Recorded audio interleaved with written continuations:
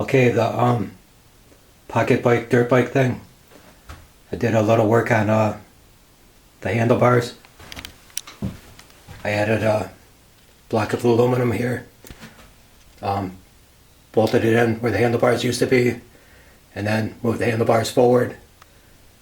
It ends up putting the handlebars about 1.5 inches forward, and then with the thickness of the block and with the stack of the washers, it also raised the handlebars about 1.5 inches. So now I'm like 1.5 inches forward and 1.5 inches up, so it kind of acts like bigger handlebars and more room for me for riding.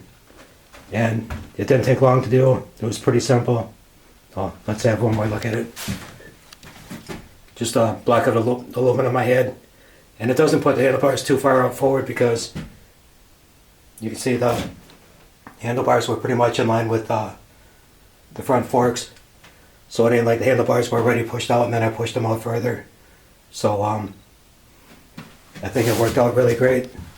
It was simple to do, and I think it made a big difference.